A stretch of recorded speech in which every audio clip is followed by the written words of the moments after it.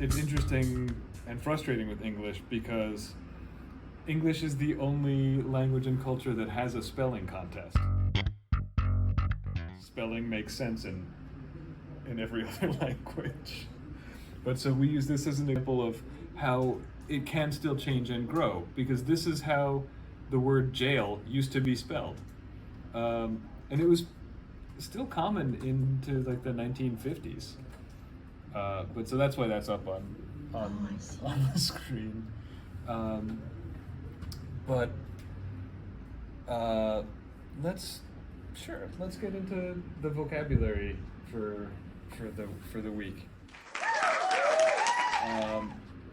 and focus a little bit on morphology. Like I like to talk about the way that words can change, because one of the difficulties with English is just there's so many words, and so if we can get better at understanding some of the ways that we just change words, especially like suffixes and roots, then almost every word that we learn, we're not just learning one word, we're learning, like 10 words or something. And remember what we talked about yesterday, the dimmer switch of learning. It's not just, oh, I know it, or no, I don't know it. Like, it's on a scale of like 1 to 4, Professor Kevin Flanagan uses it, where like if there's a word, 1 is like you don't know it, you don't know this word at all. 2, like you've heard this word but don't know what it means. 3, you understand the word when it's used but aren't necessarily comfortable using it yourself or couldn't define it. And then 4, you know this word. So like there's a scale. It's not just like the lights are on, the lights are off. Which reminds me, it's good that we're well lit now because the lights are off. But one of the words this week that has a root that shows up in a lot of other words is empathy. So I wanted to make sure that we know that. And we would categorize empathy to be about feelings or emotions, and the path part is the root that's about feelings and emotions, right? So like empathy, welcome.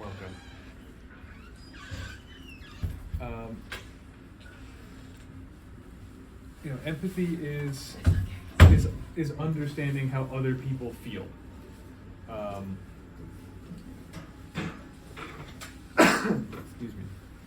But we have other words, right? Who knows? Who can think of any words with path that have to do with emotions? Like, not just like the path train, or I walked along a path in the woods, but no one? Pathology. Yeah, pathology is about emotions and behavior. Exactly. Pathetic. Yeah, it is. Yeah, it's pathetic. It's basically it's you have feelings about someone, right? Someone who's pathetic elicits feelings because they're pathetic. It's so sad. But there's also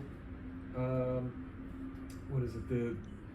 There's a really famous Alfred Hitchcock horror movie. No?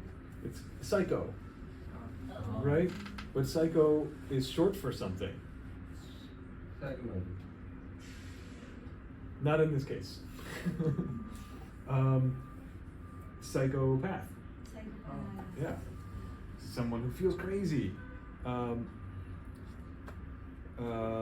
Pathology, but there's also sympathy, where if empathy is you understand someone else's feelings, sympathy is you share their feelings.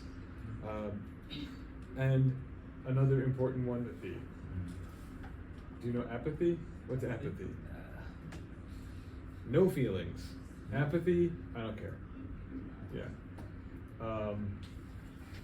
And then pathos is just, it moves me. I have feelings about it. So it's important to first like know that root. So like now, when you see path in a word, like you can remember it's going to be about feelings and emotions, and you can think of it like it's a path to your heart, where your feelings are. Because there are a lot of words. Yeah. Pathetic, pathos, psychopath, empathy, pathology, sympathy, apathy.